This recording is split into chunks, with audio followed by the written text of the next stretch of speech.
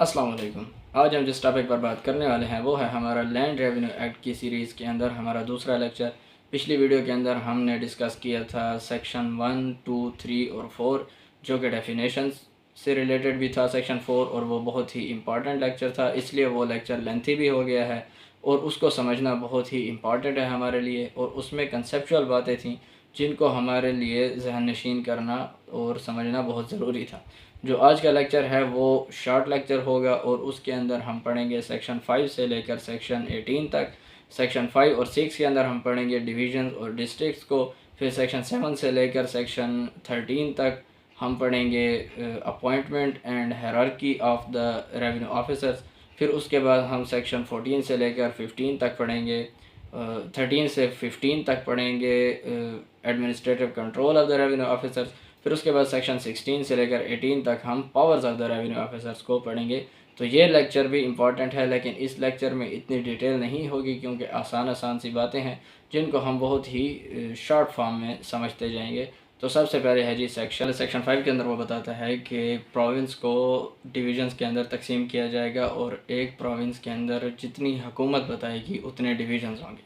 उसके बाद सेक्शन 6 के अंदर वो बताता है कि फिर डिवीजन्स को डिस्ट्रिक्ट्स में तकसीम किया जाएगा और डिस्ट्रिक्ट्स को सब डिस्ट्रिक्ट्स में, यानी कि डिवीज़न को ज़िलों में और ज़िलों को तहसीलों के अंदर तकसीम किया जाएगा। और फिर इसके बाद वो बताता है कि इसकी लिमिट्स भी हुकूमत बता सकती है कि इतनी इनकी लिमिट्स होंगी, यानी कि इस तहसील की इतनी लिमिट्स होंगी, इस तहसील की इतनी लिमिट्स होंगी, और इनको वेरी भी किया जा सकता है, यानी कि इनको चेंज भी कर सकते हैं। उसके बाद सेक्शन 7 के अंदर वो बताते हैं hierarchy of the revenue officers, कि सबसे पहले ऊपर होगा बोर्ड ऑफ़ रेवेन्यू, उसके बाद होगा कमिश्नर, उसके बाद होगा कलेक्टर, और जिसको डिप्टी कमिश्नर भी कहा जाएगा, यानी कि डिप्टी कमिश्नर कलेक्टर की ड्यूटीज़ सर अंजाम देगा। उसके बाद असिस्टेंट कलेक्टर फर्स्ट ग्रेड और assistant collector second grade. Assistant collector first grade जो होता है उसको तहसीलदार कहते हैं, और असिस्टेंट कलेक्टर सेकंड ग्रेड जो होता है उसको नायब तहसीलदार कहते हैं। सेक्शन 7 के अंदर वो इनकी हायरार्की बताता है जिनको हम रेवेन्यू ऑफिसर्स कहते हैं। फिर इसके नायब तहसीलदार के बाद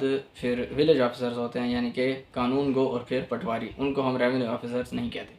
उसके बाद सेक्शन 8 के अंदर इनके अपॉइंटमेंट के बारे में बताता है कि डिवीज़न के अंदर कमिश्नर होगा और डिस्ट्रिक्ट के अंदर कलेक्टर होगा। फिर सेक्शन 9 के अंदर वो इनके मज़ीद बताता है कि जो डिवीज़न में कमिश्नर होगा उसके साथ एडिशनल कमिश्नर भी अपॉइंट किया जा सकता है, और जो डिस्ट्रिक्ट के अंदर कलेक्टर होगा उसके साथ एडिशनल कलेक्टर भी अपॉइंट किया जा सकता है। इनको हुकूमत अपॉइंट करती है और फिर ये वही पावर्स अपनाएंगे, यानी कि वही पावर्स एक्सरसाइज करेंगे जो इनको अपॉइंट की जाएंगी, जो इनको कन्फर की जाएंगी।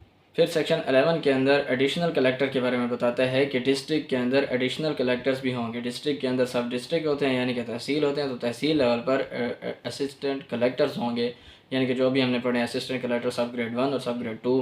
और अगर उनको पावर्स दे दी जाती हैं कलेक्टर की तो फिर वो कलेक्टर की पावर्स भी एक्सरसाइज करेंगे, लेकिन कलेक्टर की सुपरविजन में, उसके कंट्रोल में, उसकी निगरानी में। उसके बाद सेक्शन 11 के अंदर वो तहसीलदार के बारे में बताता है कि वही बात आ गई जैसे तहसील के अंदर सबसे बड़ा जो रेवेन्यू ऑफिसर होता है उसको तहसीलदार कहा जाएगा और उसको मुख्तियारकार भी कहा जाता है, और वो असिस्टेंट कलेक्टर की पावर्स को एक्सरसाइज करेगा। उसके बाद सेक्शन 12 के अंदर वो बताता है कि जितने भी रेवेन्यू ऑफिसर्स की अपॉइंटमेंट्स होंगी वो नोटिफिकेशन के ज़रिए होंगी। उसके बाद सेक्शन 13 के अंदर वो सुपरिटेंडेंट्स के बारे में बताता है कि बोर्ड ऑफ़ रेवेन्यू जो होगी वो हुकूमत के कंट्रोल में होगी, हुकूमत के अंडर, और हुकूमत से यहाँ गवर्नमेंट का लफ्ज़ यूज़ हुआ है, इससे हमारा प्रोविंशियल गवर्नमेंट।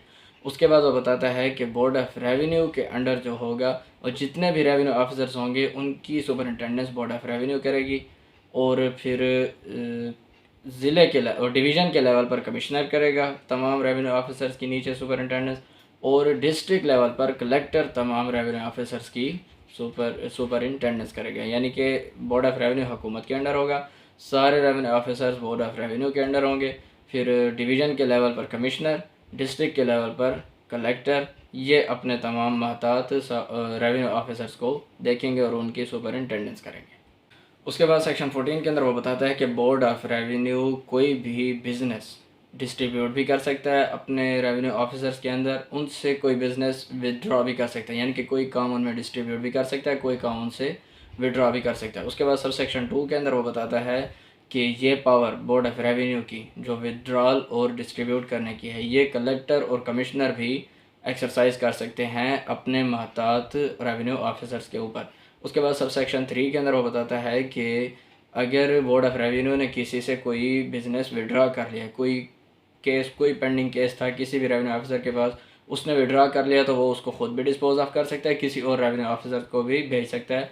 इसी तरह कमिश्नर और कलेक्टर भी जो विड्रॉ करेंगे वो ख़ुद भी डिस्पोज ऑफ कर सकते हैं, किसी और ऑफिसर से भी उसको ट्रांसफ़र कर सकते हैं। उसके बाद वो सब क्लास 4 के अंदर वो बताता है कि ऐसी कोई पावर वो एक्सरसाइज नहीं करेंगे जो उनकी जुरिस्डिक्शन में ना आती हो, यानी कि ये इस तहसील का अगर कलेक्टर है तो वो अपनी तहसील के अंदर ही कोई काम करेगा, उससे बाहर नहीं कर सकता। इसी तरह जो जिस ज़िले का कमिश्नर है वो उसी ज़िले के अंदर अपनी पावर्स को एक्सरसाइज करेगा, उससे बाहर को अपनी पावर्स को वो एक्सरसाइज नहीं कर सकता, यानी कि जो उसकी जुरिस्डिक्शन में नहीं आती वो पावर्स वो एक्सरसाइज नहीं कर सकता।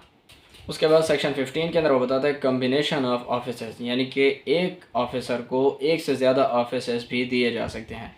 यही बात हमने अपनी सिविल कोर्ट्स ऑर्डिनेंस की जो वीडियो है उसके अंदर भी पढ़ी थी, सेक्शन 5 के अंदर, कि हुकूमत क्या कर सकती है, एक ही डिस्ट्रिक्ट के अंदर 2 डिस्ट्रिक्ट जज भी बिठा सकती है और 2 ज़िलों का चार्ज एक डिस्ट्रिक्ट जज को भी दिया जा सकता है। तो यहाँ पर भी वही बात है कि, और ये बात सेक्शन 9 CRPC के अंदर भी इसी तरह की पावर है।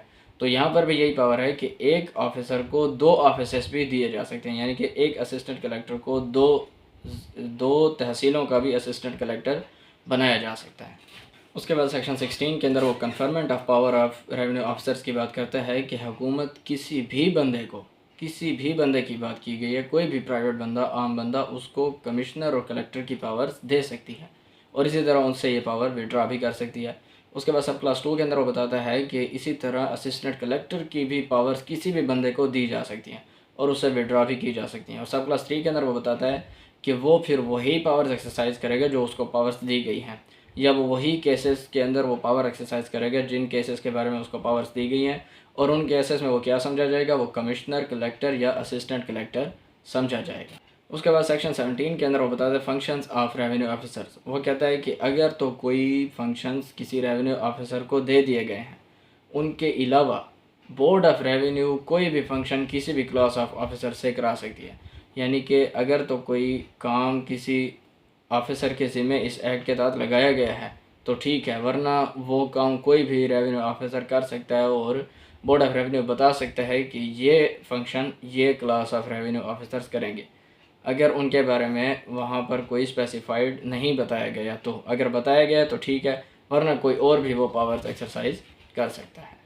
उसके बाद सेक्शन 18 के अंदर वो बताता है retention of powers of revenue officers on transfer. वो कहता है कि अगर एक रेवेन्यू ऑफिसर को एक एरिया से दूसरे एरिया में ट्रांसफ़र कर दिया गया है उसी पोस्ट के ऊपर या हायर पोस्ट के ऊपर, तो जब तक बोर्ड ऑफ रेवेन्यू उसकी कोई पावर्स नहीं बताता तो वो वहाँ पर जाकर वही पावर्स एक्सरसाइज करेगा जो उसकी पिछले ऑफिस में पावर्स थी। यही बात हम अपनी सिविल कोर्ट्स ऑर्डिनेंस की वीडियो के अंदर सेक्शन 9 के अंदर पढ़ चुके हैं कि अगर किसी पब्लिक सर्वेंट का वर्ड है वहाँ पर, कि अगर किसी पब्लिक सर्वेंट को एक ऑफिस से दूसरे ऑफिस या उससे हायर ऑफिस में ट्रांसफ़र कर दिया जाता है, तो जब तक हुकूमत उसके बारे में नहीं बताती कि वो वहाँ पर क्या फंक्शंस एक्सरसाइज करेगा या क्या पावर्स एक्सरसाइज करेगा, तो वो वहाँ पर वही पावर्स एक्सरसाइज करेगा जो उसकी पिछले ऑफिस में थी। तो यहाँ पर भी वही बात की गई है। तो ये था जी आज का हमारा लेक्चर सेक्शन 5 से लेकर 18 से रिलेटेड। उम्मीद है कि सेक्शन 5 से लेकर 18 तक आपको समझ आ गए होंगे। मिलते हैं अपनी अगली वीडियो में, तब तक के लिए थैंक यू सो मच। अल्लाह हाफ़िज़।